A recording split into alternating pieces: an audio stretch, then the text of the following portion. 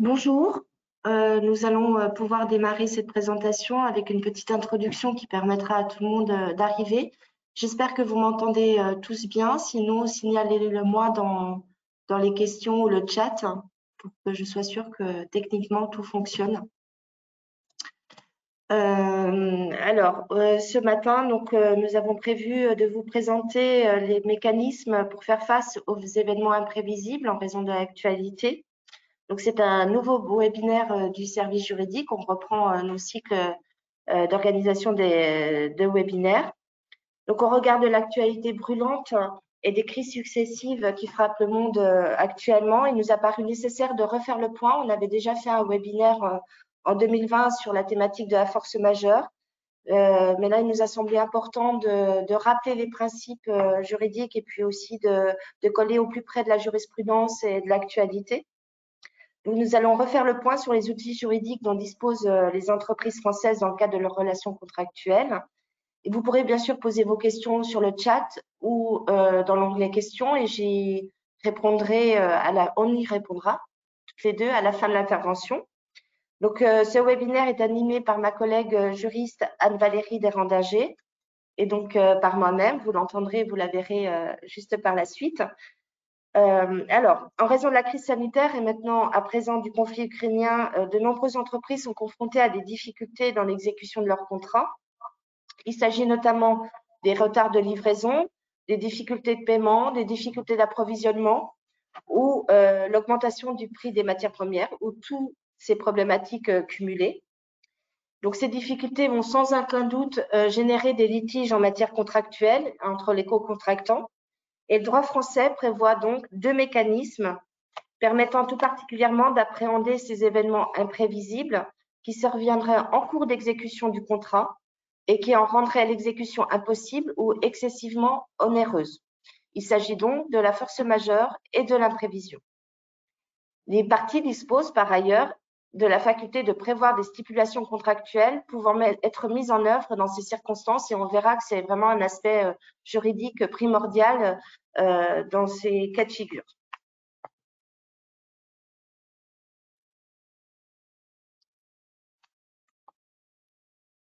Alors, voici ce que nous allons vous présenter ce matin. Donc, nous allons vous présenter dans un premier temps les principes juridiques et les règles prévues par le droit français s'appliquant à tous les cas de figure, quels que soient les événements, des exemples de décisions jurisprudentielles et enfin les aménagements contractuels qui peuvent être prévus dans vos contrats. Il n'est pas prévu ce matin de traiter les droits étrangers et le droit international puisque les situations peuvent être tellement variées qu'on ne pourrait pas tout aborder et ça ne relève pas de notre compétence. Mais nous allons en tout cas essayer de coller au plus près de l'actualité. Mais vous savez bien qu'il existe toujours des délais entre la survenue des litiges, des conflits et les décisions jurisprudentielles. Donc, on aura toujours un petit décalage de toute façon entre les décisions rendues par les juges et le moment où arrive la difficulté. Donc, à présent, je vais laisser la parole à ma collègue Anne-Valérie Desrandager pour qu'elle puisse vous présenter les principes juridiques.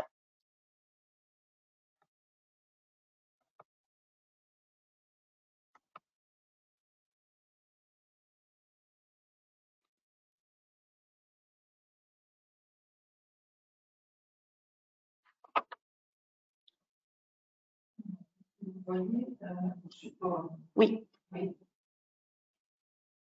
Alors, bonjour à tous. Je vais vous présenter donc, dans un premier temps les règles de droit, puisqu'il est important de revenir tout d'abord au texte. Les textes en matière de force majeure et d'imprévision relèvent du Code civil.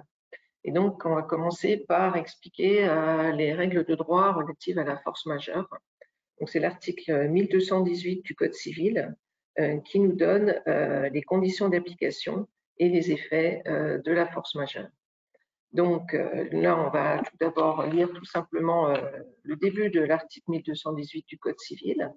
Il y a force majeure en matière contractuelle lorsqu'un événement échappant au contrôle du débiteur, qui ne pouvait être raisonnablement prévu lors de la conclusion du contrat, et dont les effets ne peuvent être évités par des mesures appropriées, empêche l'exécution de son obligation par le débiteur.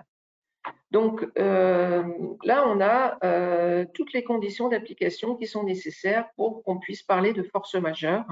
Ces conditions sont cumulatives, donc il va falloir, en cas de litige, prouver que les trois conditions sont réunies. La première condition, donc c'est la condition d'extériorité, qui est certainement celle qui pose le moins de difficultés, puisque donc on doit parler d'un événement donc qui échappe au contrôle du débiteur. Donc le débiteur, hein, c'est évidemment celui qui doit exécuter l'obligation prévue au contrat. Donc par exemple la maladie peut être un cas de force majeure. Il est extérieur donc au débiteur. Donc on ne va pas s'étendre sur l'extériorité puisque c'est une condition qui ne porte pas trop à litige. Et la deuxième condition qui est l'imprévisibilité donc amène beaucoup plus de débats puisqu'il doit s'agir d'un événement qui n'a pas pu être raisonnablement prévu lors de la conclusion du contrat. Donc par rapport à cette condition, il faut absolument faire attention à la date du contrat qui est fondamentale. Je précise par ailleurs que tout ce que je dis concernant cette condition d'imprévisibilité devra être retenu de la même manière pour ensuite la deuxième notion dont on va parler plus tard, qui est l'imprévision. Donc, il faut absolument voir d'abord la date du contrat. Alors, ça va être la date du contrat ou la date de renouvellement du contrat ou la date de la tacite reconduction. C'est en tout cas cette date-là qu'il va falloir vérifier la condition d'imprévisibilité. La question à se poser étant, au moment de la signature du contrat par les parties, est-ce que les parties pouvaient légitimement ignorer la survenance donc, des événements actuels? Donc, ce point-là est extrêmement important. Et par ailleurs, il faut aussi regarder le lieu d'exécution du contrat, parce que l'imprévisibilité peut être dans un lieu géographique, mais pas dans un autre. Donc, cette notion d'imprévisibilité, c'est vraiment une notion qui va être beaucoup discutée et sa preuve pourra, si elle ne peut pas être apportée, c'est l'appréciation des juges donc, qui va primer et l'appréciation des juges est évidemment incertaine. Donc, c'est notamment sur cette condition-là que dans les clauses contractuelles, on va pouvoir jouer pour essayer de faire en sorte que la force majeure ne soit pas discutée par la suite. La troisième condition, c'est l'inévitabilité. Donc, l'événement dont les effets ne peuvent pas être évités par des mesures appropriées. Ça, c'est la première partie du texte. La deuxième partie indique donc que l'événement rend donc l'événement insurmontable. Donc, est-ce qu'il est possible d'éviter les effets de l'événement par la mise en place de mesures appropriées? Donc, on va regarder déjà si le débiteur a essayé de mettre en place des mesures pour limiter les conséquences de l'événement. Tout dépendra du moment où le contrat a été conclu, entre quels partenaires et pour quelles prestations. Et donc, en fonction des cas, des mesures auraient pu être prises. Donc, le critère déterminant, c'est que le débiteur de l'obligation ne pouvait éviter la réalisation de l'événement ou de ses conséquences par des mesures appropriées. Donc, ça, c'est très important. Et ce qu'il faut signaler aussi, c'est que donc c'est pour ces raisons-là que la force majeure ne peut, dans la plupart des cas, pas trouver à s'appliquer à l'égard d'une obligation de payer une somme d'argent. Donc ça, c'est aussi très important puisque quand il y a obligation de payer une somme d'argent, la force majeure est très régulièrement rejetée parce que ces conditions ne sont pas remplies. Donc, il faut donc bien avoir à l'esprit que ces trois conditions sont cumulatives. Donc, il est pour ces raisons-là difficile de mettre en œuvre la force majeure dans certains cas. Et c'est pour cela qu'on verra donc en dernière partie, je vous l'expliquerai, mettre en place certaines mesures dans le cadre de clauses contractuelles qui vont pouvoir permettre d'éviter donc des litiges en fait sur l'appréciation de ces trois conditions définies donc par le Code civil. Concernant les effets de la force majeure, c'est toujours l'article 1218 du Code civil qui nous énonce les effets et qui indique si l'empêchement est temporaire, l'exécution de l'obligation est suspendue à moins que le retard qui en résulterait ne justifie la résolution du contrat.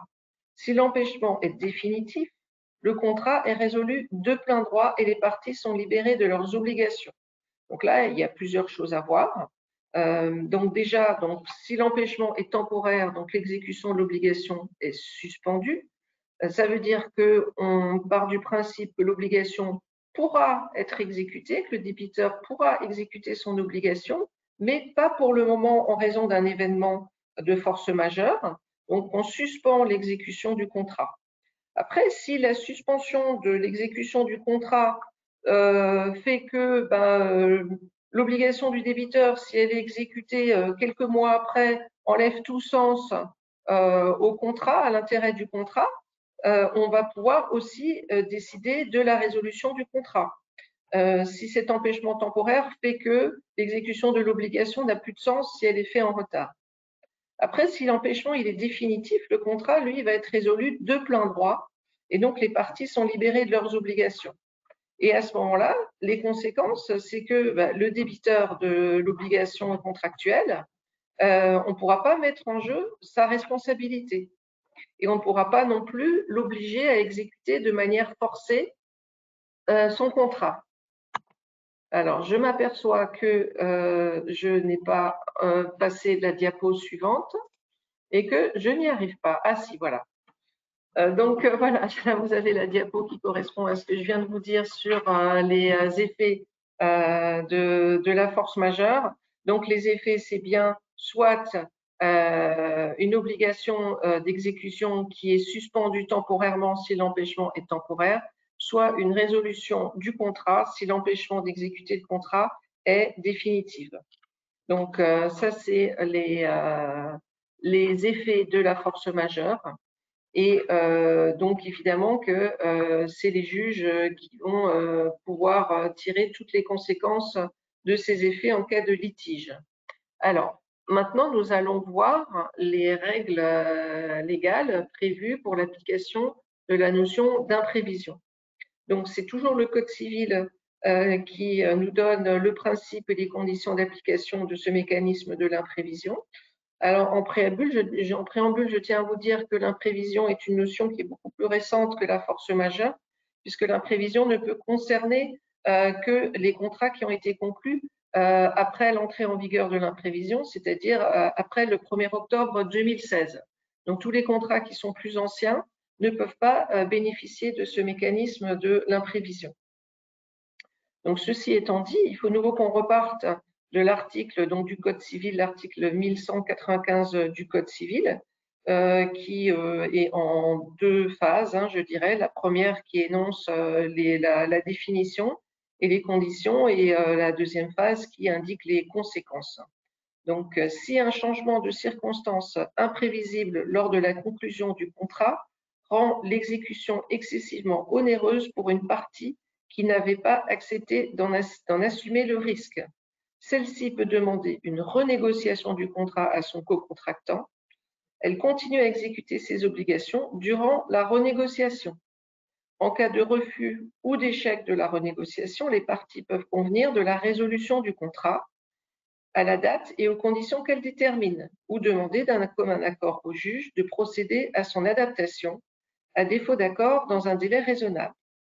Le juge peut, à la demande d'une partie, réviser le contrat ou y mettre fin à la date et aux conditions qu'il fixe. Donc là, la première partie de cet article indique bien donc le changement de circonstances imprévisibles. Donc comme je vous l'expliquais concernant la force majeure, donc la condition d'imprévisibilité dans ce mécanisme d'imprévision est vue de la même manière que la condition pour la force majeure. Donc les choses sont claires là-dessus. Et donc, je rappelle que le changement doit être imprévisible au moment de la conclusion du contrat. Donc, il faut clairement déterminer une nouvelle fois la date de conclusion du contrat ou de son renouvellement. Et donc, il va bien falloir vérifier au cas par cas dans quelle situation on est. Donc, ensuite, l'exécution du contrat reste possible, mais son exécution est rendue particulièrement onéreuse.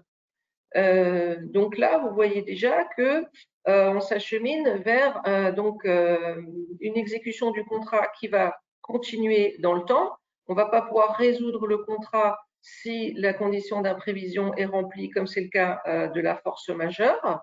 Donc, l'exécution du contrat reste possible, mais son exécution est rendue particulièrement onéreuse. Donc, ça veut dire que le contrat va continuer à s'exécuter dans le temps, tant que les parties n'auront pas trouvé un accord, n'auront pas renégocié le contrat. Donc, pourquoi tout ça? Parce qu'en fait, cette imprévision, cet événement imprévisible, il va faire que on va arriver à un déséquilibre dans l'exécution du contrat au point d'être exécuté à perte par l'une des parties. Donc le contrat il peut continuer à se dérouler et à s'exécuter, mais il devient complètement déséquilibré et tout le risque est pris par une seule partie. Donc du coup, il va falloir, dans un premier temps, faire une demande de renégociation. Donc le débiteur de l'obligation contractuelle va faire une demande de renégociation. C'est ce que nous dit donc l'article 1195. Après, cette demande de renégociation va aboutir soit sur un refus de renégocier, ou même si le co-contractant accepte de renégocier, on peut arriver à un échec dans la négociation. Donc en tout cas, ça c'est une phase préliminaire, la renégociation, avec soit un refus, une fin de non-recevoir du co-contractant, ou un échec dans la renégociation. Et donc à défaut d'accord de négociation, les parties peuvent convenir de la résolution du contrat, mais une nouvelle fois, il faut qu'ils soient d'accord tous les deux. Et en cas de désaccord persistant entre les parties, dans un délai raisonnable, le juge, lui, va intervenir à la demande de l'une ou de l'autre partie pour réviser le contrat ou y mettre fin. Donc, vous voyez bien qu'à la différence de la force majeure, le contrat, lui, va continuer à se poursuivre, ce qui veut dire que si le débiteur de l'obligation décide de la résolution du contrat de son propre chef et invoque l'imprévision, ce ne sera pas possible puisque pour invoquer l'imprévision, il faut absolument que le contrat continue à être exécuté. Donc ça, c'est très important et cette phase de renégociation est très importante.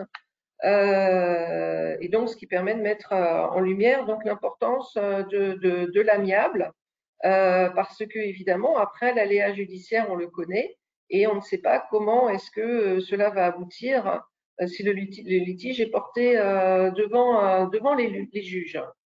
Donc là, on a vu ensemble les aspects donc légaux de ces deux notions de force majeure et d'imprévision. Et donc, ma collègue Élise Fiores va reprendre la main pour voir concrètement donc l'interprétation par les juges de la force majeure et de l'imprévision.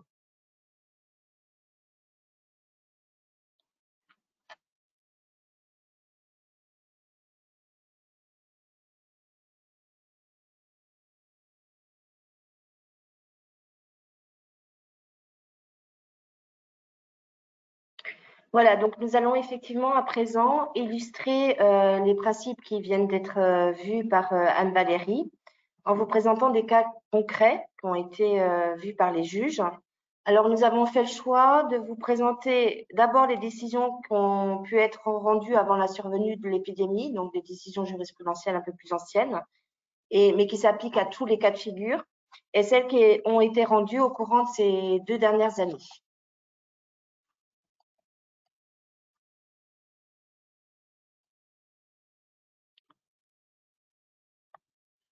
Alors, tout d'abord, la jurisprudence avant la survenue de l'épidémie de la Covid. Donc, j'ai choisi quelques exemples à vous présenter. Tout d'abord, la maladie. Alors, la maladie, on pourrait se dire finalement que ce n'est pas un élément extérieur au débiteur, puisque là, on parle bien sûr de la maladie du débiteur, puisque seul le débiteur de l'obligation peut invoquer la force majeure pour échapper à l'exécution de son obligation. Mais finalement, selon les juges, il a été jugé, et c'est une jurisprudence constante, qu'en l'absence d'extériorité, et sous réserve bien sûr que les autres conditions de la force majeure soient également respectées, la survenance d'une maladie, dès lors que cet événement présentant un caractère imprévisible lors de la conclusion du contrat est irrésistible dans son exécution, est constitutive d'un cas de force majeure.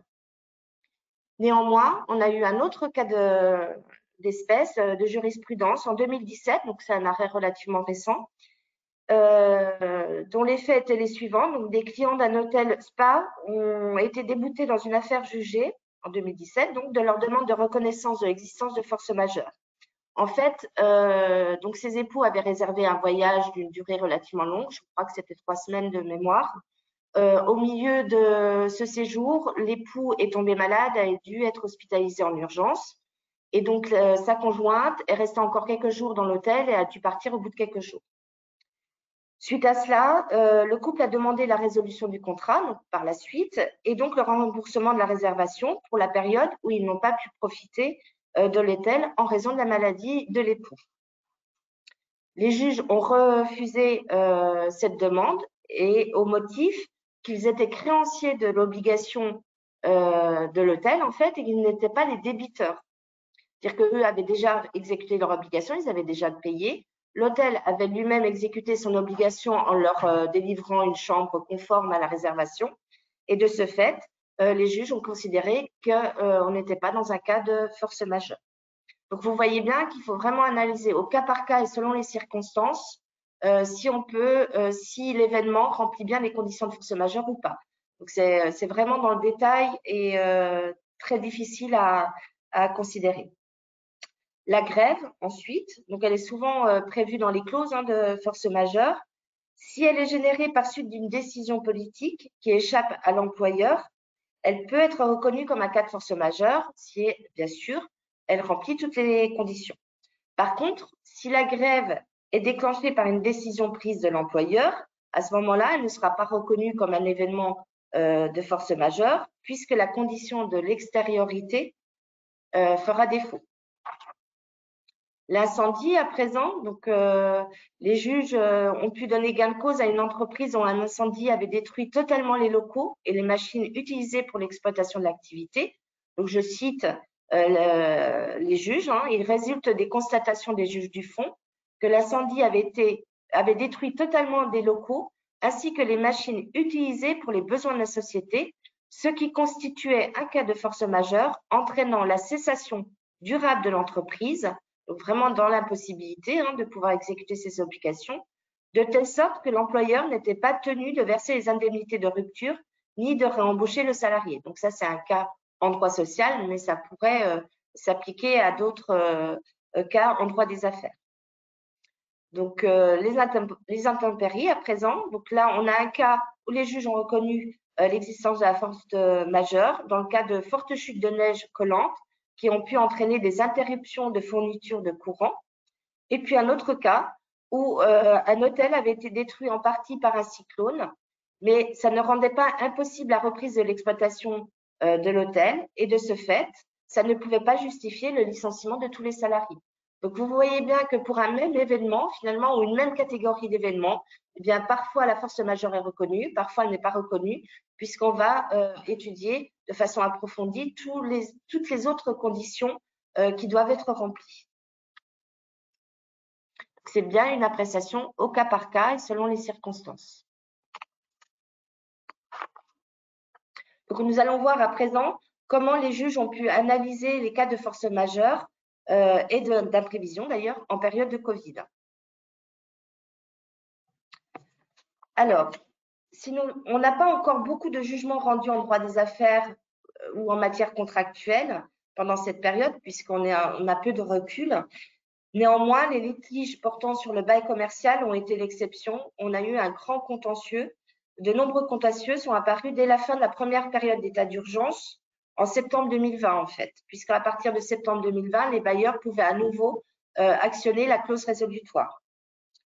Donc, de nombreuses décisions rendues en référé comme au fond se sont prononcées sur ces arguments dans des sens très divers, montrant qu'il existait de grandes divergences entre les tribunaux, donnant gain de cause à l'une ou à l'autre partie avec une appréciation au cas par cas et une appréciation également de la bonne foi des parties.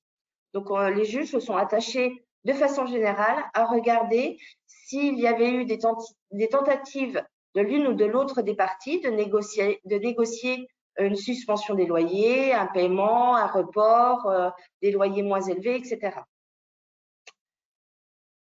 par 3 décisions qui sont très importantes et qui ont été rendues en juin 2022. C'est très récent. La Cour de cassation a mis fin au débat et a levé toute ambiguïté. Selon la Cour de cassation et donc les juges de la haute juridiction, les locataires doivent payer les loyers dus pendant les périodes de confinement. Donc les faits dans ces 3 affaires étaient en jeu des loyers dus pour la période du premier confinement, soit de mars à mai 2020. Les locataires exploitaient tous les 3 des commerces dits non essentiels. Donc il s'agissait d'une résidence de tourisme, une agence immobilière ou encore un supermarché à dominante non alimentaire. Ils ont tous les 3, ces locataires, décidé unilatéralement, donc d'eux-mêmes, sans négociation, de suspendre le paiement de leur loyer et ont été donc poursuivis en justice par le bailleur pour le paiement de ces loyers. Donc, différents arguments ont été invoqués lors de ces affaires, des arguments de droit commun. Nous allons juste vous les citer, mais nous ne nous attarderons pas dessus. Donc, on va vous les présenter rapidement. Tout d'abord, l'exception d'une exécution. Donc, pour pouvoir être invoqué par le locataire, l'exception d'une exécution suppose que le bailleur ait manqué à son obligation de délivrer le local loué et d'en garantir la jouissance paisible. Est-ce qu'elle peut être opposée par le locataire touché par la crise sanitaire? Eh bien, les juges ont répondu que non, puisqu'ils ont considéré qu'elle ne peut pas être opposée par le locataire pour justifier le non-paiement du loyer. La Cour de cassation retient dans 2 des décisions que la mesure générale de police administrative portant interdiction de recevoir du public n'est pas constitutive d'une inexécution de l'obligation de délivrance. En effet, le propriétaire a bien mis à la disposition du locataire les locaux loués et l'impossibilité d'exploiter était du seul fait du législateur. Ensuite, l'autre argument qui a pu être invoqué, c'est la perte de la chose, en fait, la perte du local loué. Donc, si pendant la durée du bail, le bien loué est détruit en totalité par cas fortuit, le bail est résilié de plein droit. S'il n'est détruit en partie, le locataire peut, suivant les circonstances, demander une diminution du prix ou la résiliation du contrat. Cet argument a également été écarté. Et voyons maintenant un peu plus précisément la force majeure, ce qui nous intéresse ce matin plus particulièrement. Donc, les locataires ont considéré que l'état d'urgence sanitaire constituait un fait de force majeure. Ils se sont donc fondés sur l'article 1218 du Code civil. Donc, selon eux, la chute d'activité et les pertes subies, en lien direct bien sûr avec la crise sanitaire, sont de nature à justifier l'impossibilité totale de régler les loyers dus et donc d'exécuter leurs obligations dont ils sont débiteurs. Donc, on va pouvoir reprendre les éléments qui ont été vus précédemment par ma collègue Anne-Valérie. Donc, il y a force majeure lorsqu'un événement échappant au contrôle du débiteur, qui ne pouvait être raisonnablement prévu lors de la conclusion du contrat et dont les effets ne pouvaient être évités par des mesures appropriées, empêche l'exécution de son obligation par le débiteur. Et j'insiste sur le fait qu'on parle bien du débiteur.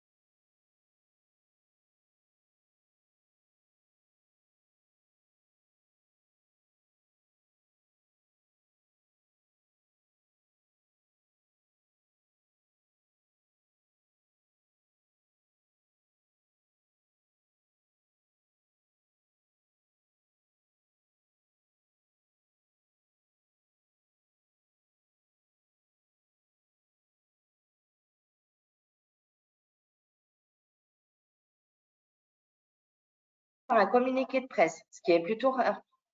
Donc, ça veut dire que vraiment la Cour de cassation a voulu marquer sa décision et l'impact que cela peut avoir sur les litiges entre locataires et propriétaires. Donc, dans son communiqué, la Cour de cassation souligne que les mesures prises par les autorités publiques pour lutter contre la propagation du Covid n'ont pas écarté l'application du droit commun de la relation contractuelle. Si le contexte est inhabituel, le droit applicable reste donc classique et l'argument tiré de la force majeure est donc repoussé. Alors, voyons voir maintenant par rapport à l'imprévision. Le non-paiement des loyers entraîne automatiquement le rejet de l'application de l'imprévision. Pourquoi? Bien parce que le preneur avait déjà cessé, enfin dans les affaires présentées, en tout cas en juin 2022, le preneur avait déjà cessé de payer les loyers discutés, sans porter le débat de la renégociation du contrat devant le juge. Or, on l'a vu précédemment, l'imprévision, l'outil juridique de l'imprévision suppose qu'il y ait une négociation et une continuité dans l'exécution des obligations. Donc, de ce simple fait, les constatations ne pouvaient être que rejetées. Le mécanisme de l'imprévision supposant la poursuite de l'exécution du contrat tout au long du processus de négociation précontentieux et contentieux. Donc, celui qui invoque une situation d'imprévision, à supposer que cette théorie soit applicable aux baux commerciaux, n'est pas dispensé de l'exécution de ses obligations durant la renégociation. Et ça, c'est donc un élément primordial dans le cadre des litiges qui ont été portés devant les juges en matière de baux commerciaux, puisque les locataires arrêtaient de payer les loyers. Par ailleurs, les contrats de baux commerciaux prévoient dans la quasi-totalité des cas, voire dans la totalité des cas, des clauses de révision du loyer. Donc, les juges ont considéré également qu'en fait, la réglementation propre au contrat de bail commercial prévoyait déjà des mécanismes de modification des loyers. Et donc, la théorie, enfin, le principe de l'imprévision ne doit pas venir en contradiction avec les règles déjà applicables dans des matières spécifiques comme la matière du bail commercial. Ainsi, il y a eu une affaire qui a pu être jugée à Rouen en février 2021 et les juges ont dit que le statut des baux commerciaux prévoit de nombreuses dispositions spéciales relatives à la révision du contrat de bail. Il n'y a pas lieu de faire application des dispositions générales de l'article 1195 du Code civil, donc qui prévoit l'imprévision, ces dernières devant être écartées au profit des règles spéciales du statut des baux commerciaux, à savoir l'exception d'inexécution, la perte de la chose louée, dont on a parlé plus haut, mais qui malheureusement, suite aux arrêts de juin 2022, ne seront que rarement ou peu soulevées par les locataires, puisque les juges ont considéré qu'elles n'étaient pas applicables en matière de baux commerciaux.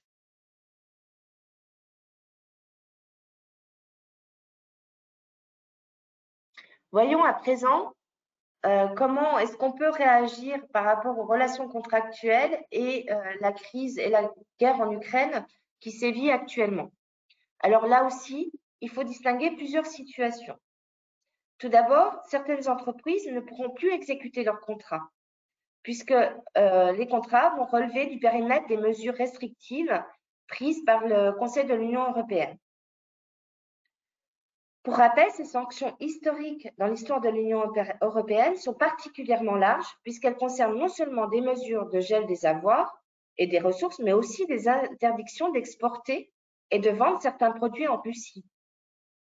Donc, les contrats qui relèvent du périmètre des sanctions prises par l'Union européenne pourront donc être suspendus ou résolus de plein droit si il est démontré que ces sanctions étaient, du point de vue de l'entreprise qui en subit les conséquences, donc à la fois imprévisibles, extérieures et irrésistibles, qui sont les conditions de reconnaissance de l'existence de la force majeure. Alors, cette démonstration nous semble pouvoir être rapportée selon les cas de figure, bien sûr, pour les entreprises françaises non personnellement visées par les sanctions, qui en subissent les conséquences mais qui ne sont pas visées directement, celles-ci étant en pratique dans l'impossibilité d'exécuter leur contrat, sans possibilité raisonnable d'anticiper l'invasion de l'Ukraine par les troupes russes. Néanmoins, et je le rappelle encore une fois, certains territoires présentent des probabilités d'un risque de conflit et de sanctions internationales. Donc cet élément sera aussi soulevé et étudié par les juges sans aucun doute dans le cadre de litiges contractuels. En tout cas, pour les contrats conclus jusqu'en février 2022, la notion de force majeure suppose le caractère imprévisible de l'événement. À ce jour, l'état de guerre est une réalité, n'est donc plus imprévisible. Mais on peut donc supposer que l'état de guerre était véritablement imprévisible jusqu'en février 2022. C'est à peu près le même raisonnement que pour l'apparition de l'épidémie. On a considéré aussi que avant février 2020, les contrats qui ont été conclus avant février 2020 pouvaient éventuellement soulever la question de la force majeure, mais pour que les contrats conclus après février 2020, on ne pouvait plus considérer que l'épidémie était imprévisible. Là, on soutient le même raisonnement. Cependant, si les services de l'État français n'envisageaient pas un conflit à cette date, d'autres États avaient soulevé cette possibilité, et déjà depuis novembre 2021. Donc, c'était le cas notamment des États-Unis. Donc, il faut faire attention en matière de droit international et de contrat international. D'autres États avaient pu soulever le risque de conflit entre la Russie et l'Ukraine avant février 2022. Donc, il faudra vraiment étudier au cas par cas le contexte de la conclusion du contrat et les pays ou les États qui ont pu être concernés. Si on considère que l'événement en question réunit les trois conditions, quand même, cumulatives, précitées, et que l'empêchement est temporaire, ce qu'on nous espérons tous, l'exécution des obligations est automatiquement suspendue. Mais encore faut-il que cet événement empêche véritablement le co-contractant d'exécuter ses obligations, c'est-à-dire de façon absolue, ce qui n'est pas toujours le cas. Cela pourrait être discuté, par exemple, si des sanctions internationales n'interdisent pas spécifiquement l'import-export des marchandises contractuelles concernées. Et je le rappelle, la notion de secteur géographique et de zone politiquement instable peut être mise en avant par le co-contractant. On pense notamment aux entreprises qui sont situées dans la zone est et sud de l'Ukraine, par exemple, où là, il existait déjà des conflits géopolitiques depuis de nombreuses années. Il en va en revanche autrement pour les entreprises qui sont cette fois-ci directement visées par les sanctions, puisque la Cour de cassation, en 2020, a jugé que ne constituait pas un cas de force majeure pour celle qui le subit, faute d'extériorité, le gel des avoirs d'une personne ou d'une entité qui est frappée par cette mesure. Donc, on peut émettre quelques recommandations si vous êtes concerné par ce type de contrat pour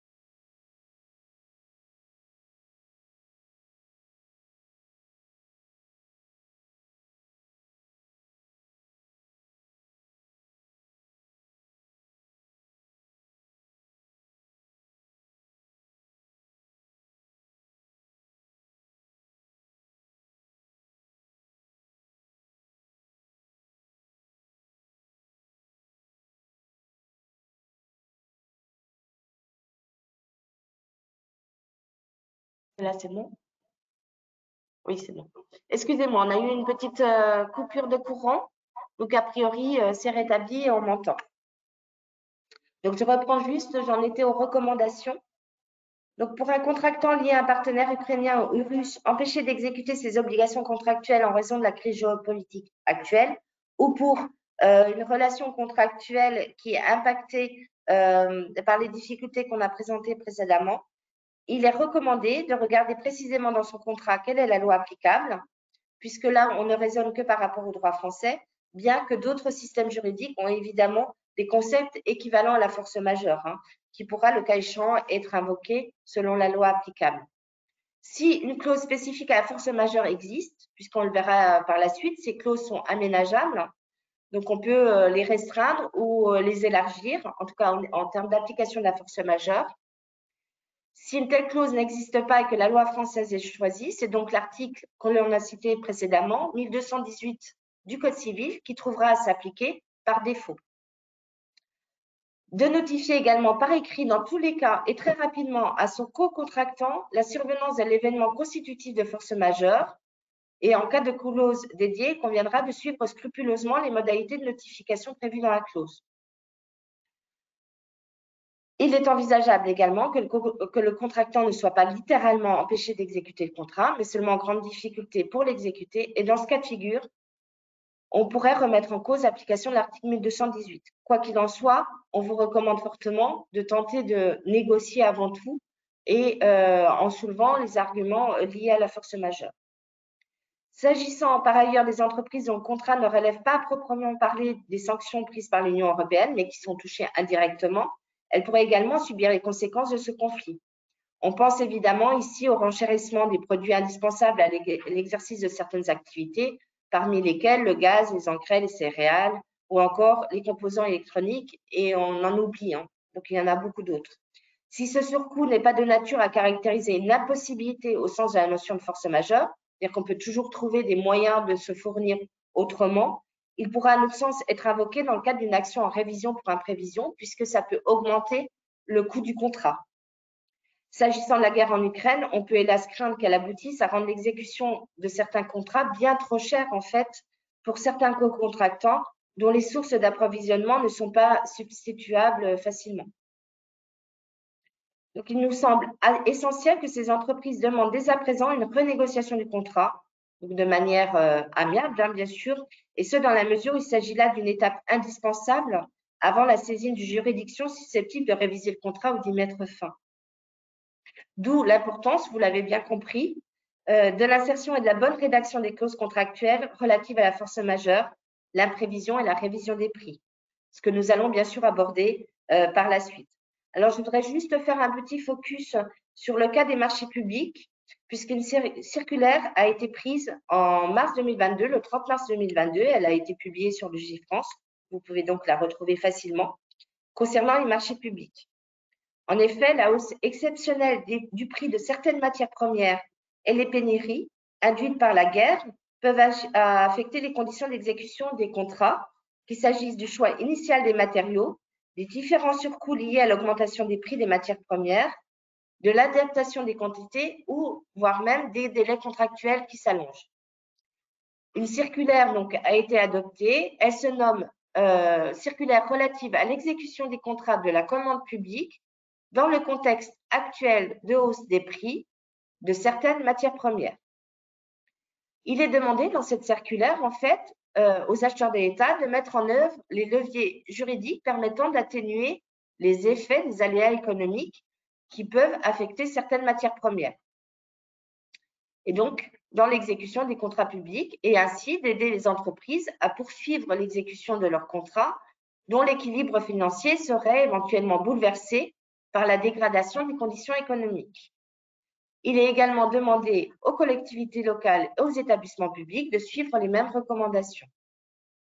Alors, néanmoins, le Premier ministre rappelle notamment dans cette circulaire que les contrats peuvent être modifiés lorsque les conditions techniques de leur exécution doivent être aménagées pour faire face à ces circonstances imprévisibles, mais qu'il n'est pas possible de renégocier uniquement les prix par avenant.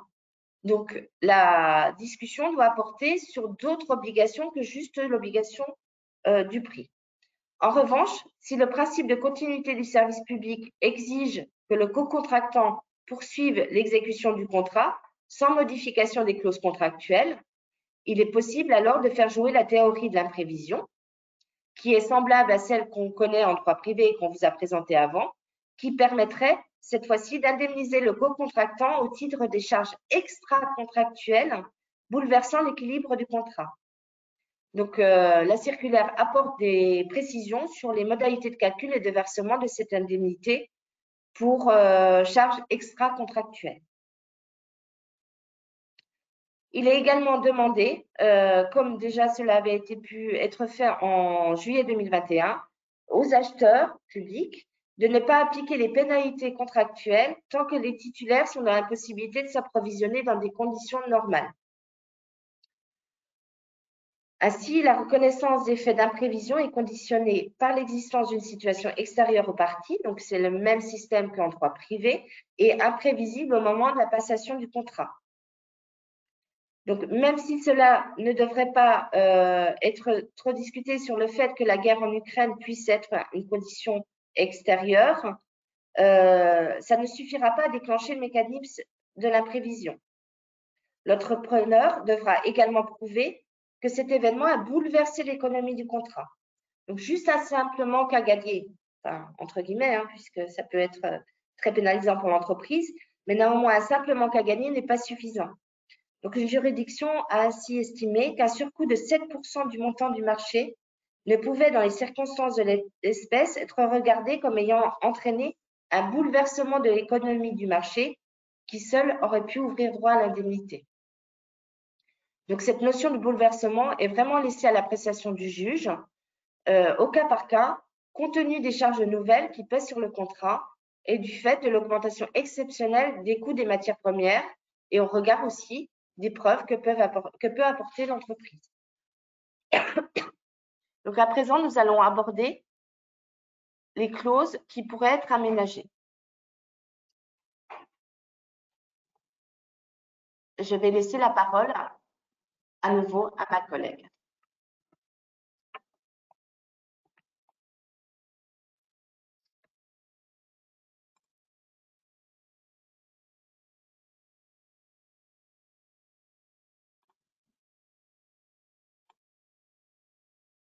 Voilà, donc je reprends la main pour finir cette présentation. Donc on va, après avoir vu les règles de droit, la jurisprudence, on est obligé de s'attarder sur les clauses contractuelles et l'importance qu'elles peuvent avoir pour éviter un litige et éviter des aléas judiciaires. Pour ça, il faut vraiment bien rédiger ses contrats. Et si le contrat est déjà rédigé, voir quelles sont les clauses contractuelles qui sont à appliquer en matière de force majeure ou d'imprévision. Alors, tout d'abord, je veux quand même rappeler qu'on ne peut pas non plus rédiger n'importe comment un contrat. Il y a quand même des règles à respecter. Les clauses contractuelles doivent être rédigées en bonne intelligence pour être valables. Je rappelle donc la notion de clause abusive qui donc ont été énoncées par le Code de la consommation. Mais le même principe est également repris dans le code de commerce quand on parle d'une clause qui crée un déséquilibre significatif entre les droits et les obligations des parties au contrat. Donc, il faut faire très attention à ça parce que si on se retrouve dans une situation donc, qui peut être considérée comme abusive ou créant un déséquilibre significatif entre les droits et obligations des parties, ben, cette clause ne sera pas applicable. Ça, c'est quand même un préliminaire qui était important à rappeler.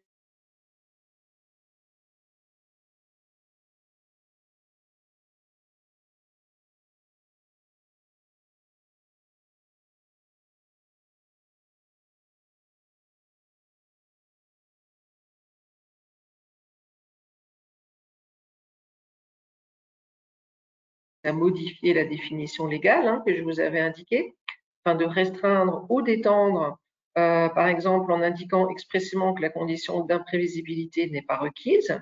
Donc voilà, on peut modifier la définition légale. On peut prévoir dans le contrat une liste limitative ou purement indicative donc d'événements devant être automatiquement considérés comme constitutifs de force majeure. On peut également modifier les effets de la force majeure en introduisant, par exemple, une obligation de renégociation du contrat, une durée de suspension maximale du contrat ou encore la prise en compte d'un délai supplémentaire après la suspension afin de recommencer à exécuter le contrat. Donc, différentes choses peuvent être donc prévues dans le contrat pour contrecarrer, je dirais, les litiges qu'il peut y avoir sur la force majeure et éviter peut-être que les trois conditions légales soient appliquées de manière stricte. Alors, je vais vous faire part de quelques arrêts où justement, donc, les clauses contractuelles dans le cadre de la force majeure ont pu être retenues. Alors, je vais commencer par un arrêt donc, de 2021, donc un arrêt récent de la Cour d'appel de Paris. Je vous explique juste un petit peu le contexte. C'était une société donc, spécialisée dans le nettoyage des avions et qui faisait appel donc, à un sous-traitant donc, pour nettoyer les avions de la société Air France donc, à l'aéroport de Roissy-Charles de Gaulle. Et donc, le 17 mars 2020, la société mère donc, de cette société de nettoyage a notifié à son sous-traitant la suspension du contrat de sous-traitance donc, pour une durée indéterminée en raison de la chute du trafic aérien. Alors effectivement, on se souvient tous qu'en mars 2021, il y a eu donc le premier confinement très strict, donc avec forcément donc cette chute du trafic aérien. Et donc, l'affaire a été portée devant les juges. Et donc, la première chose à savoir, c'est qu'en fait, dans le contrat de sous-traitance, eh ben, ce contrat contenait une clause de force majeure qui faisait expressément référence aux épidémies entraînant la suspension partielle ou totale de l'activité sur la plateforme aéroportuaire. Donc, cette clause donc, est quand même très précise. Donc, de telles dispositions contractuelles ont permis, selon les juges, donc, à la société de nettoyage de résilier le contrat. Donc, et c'est donc bien grâce à cette clause que les juges ont pu approuver donc, la résolution du contrat. Alors, donc deuxième exemple d'une clause qui avait été insérée. Alors ça, c'est un arrêt qui est plus ancien et qui est hors contexte Covid, parce que finalement, tous ces cas de force majeure et d'imprévision donc, vont bien au-delà donc des événements récents de Covid ou de guerre en Ukraine. Hein. Ça peut s'appliquer à bien d'autres situations. Donc là, on a un arrêt des années 80. Donc, il y avait des conditions générales donc d'un contrat de location d'un véhicule automobile qui était conclu entre une société de location et un commerçant, donc qui indiquait qu'il y avait une clause qui excluait le caractère exonératoire de la force majeure en cas de sinistre. Et donc, cette clause a pu être opposée aux locataires. Encore un autre exemple d'une clause contractuelle qui a pu être valablement appliquée, donc un arrêt donc aussi des années 80, la Cour d'appel d'Aix, qui indique donc que les parties peuvent énumérer les événements qu'elles considèrent comme constitutifs de force majeure.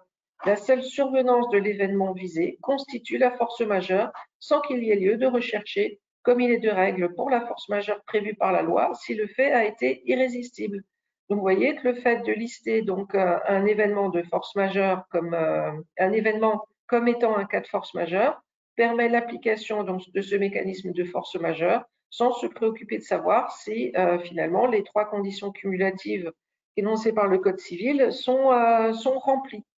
Alors, le dernier cas que je vais vous évoquer est un cas plus récent aussi, qui est de la Cour d'appel de Paris du 28 juillet 2020 et donc qui concernait un litige qui opposait EDF à Total Direct Energy.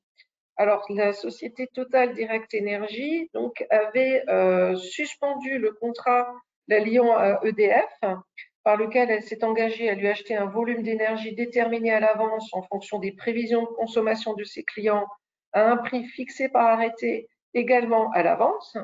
Alors, le contrat liant les parties comportait la clause de force majeure, donc qui disait la force majeure désigne un événement extérieur, irrésistible et imprévisible, rendant impossible l'exécution des obligations des parties dans des conditions économiques raisonnables. Donc là, vous voyez qu'il y a une phrase, un élément supplémentaire dans des conditions économiques raisonnables. Et donc, la clause prévoit la suspension de l'exécution du contrat en cas de survenance d'un tel événement de force majeure. Et donc, les mesures de confinement qui ont été prises pour lutter contre l'épidémie de Covid ont effectivement entraîné une diminution très importante de la consommation d'électricité en France et on l'a donc placé dans l'impossibilité d'exécuter ses obligations dans les conditions économiquement raisonnables qui étaient prévues initialement au contrat. Et donc, Total Direct Energy a donc bien pu arrêter donc l'application du contrat et obtenir donc la suspension de ses obligations et la résolution du contrat. Donc là, vous voyez, on a plusieurs exemples de clauses contractuelles qui ont permis d'appliquer le mécanisme de la force majeure soit en n'ayant pas à vérifier les trois conditions cumulatives, ou donc en appliquant la force majeure grâce à d'autres clauses supplémentaires qui étaient énoncées dans le contrat. Alors, concernant l'imprévision, on peut également donc prévoir dans un contrat donc des clauses spécifiques et notamment des clauses de renégociation du contrat, des clauses obligatoires de renégociation du contrat. Alors, il y a notamment ce qu'on appelle les clauses de hardship. Et donc voilà, c'est à certains moments du contrat, on va se retrouver dans l'obligation de renégocier à l'amiable le contrat. Il y a aussi toutes les clauses de réduction de prix, les clauses de révision du prix, les clauses d'indexation. Toutes ces clauses vont permettre de faire face du coup aux événements imprévisibles. Il peut y avoir aussi des clauses concernant le partage des surcoûts. Donc, partage des surcoûts et on va rédiger les conditions de ce partage des surcoûts. Les clauses concernant aussi des prorogations donc de délai de livraison qui vont éviter d'en rentrer en litige si un délai de livraison n'a pas été appliqué en raison d'un événement imprévisible qui est survenu. Ben cette clause de prorogation légitime des délais de livraison va permettre de remédier à cela. Aussi des clauses d'allongement des délais de paiement dans certaines circonstances. Donc, toutes ces clauses-là qui peuvent être insérées dans un contrat vont permettre de l'application donc de l'imprévision et de régler le problème de l'imprévisibilité d'un événement grâce à ces clauses-là. Donc, de toute façon, en cas de litige, la première chose qu'on regarde, c'est qu'est-ce qui est indiqué au contrat. C'est fondamental. On regarde ce qui a été écrit dans le contrat. Donc, à partir du moment où vous allez pouvoir insérer dans ces contrats des clauses spécifiques qui vont aménager la force majeure ou l'imprévision, ça va pouvoir vous aider dans l'application de ces deux mécanismes et éviter peut-être un litige devant les tribunaux et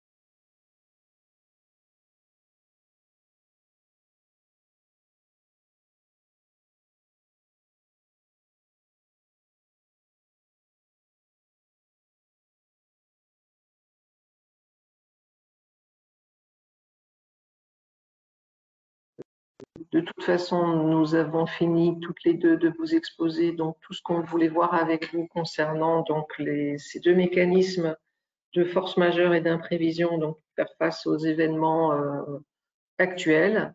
Élise, est-ce que tu as pu te reconnecter? Oui, alors Élise va reprendre la main.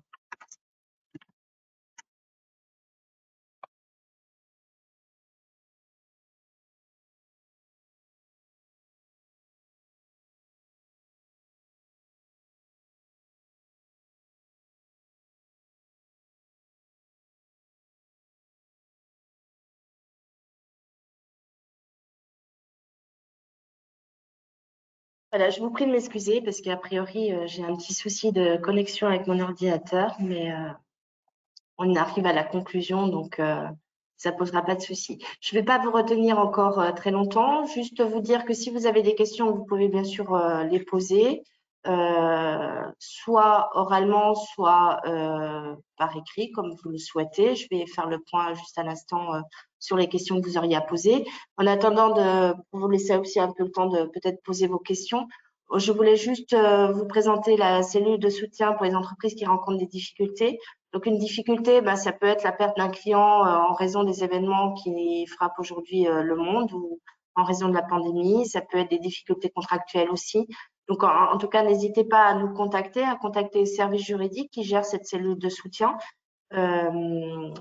Donc, vous trouverez toutes les informations sur le site internet aussi, sur les pages dédiées. Mais en tout cas, vous pouvez nous contacter. Je vous donne juste le numéro de téléphone, donc au 03 88 75 25 23. Et l'adresse mail, c'est juridique, comme ça se prononce, @alsace.cci.fr. Donc, n'hésitez pas à revenir vers nous et on traitera de vos questions. Au niveau de la CCI Grand Est, il y a également un service qui s'occupe plus des questions de droit européen et droit international. Donc, vous pourrez aussi trouver des informations sur le site de la CCI Grand Est. Il s'agit du service EEN. Je ne le prononcerai pas en anglais parce que j'ai un accent qui ne va pas bien du tout. Donc, je ne m'y risquerai pas.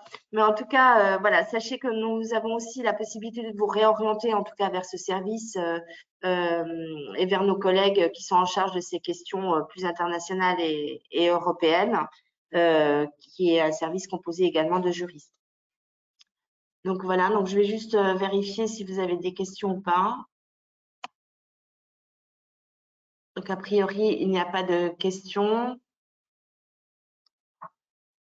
Donc, nous vous proposons du coup de clore cette réunion. N'hésitez pas à revenir vers nous.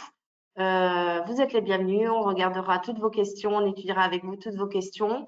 On vous souhaite en tout cas un bon appétit et puis à bientôt pour un prochain webinaire du service juridique. Merci pour votre participation.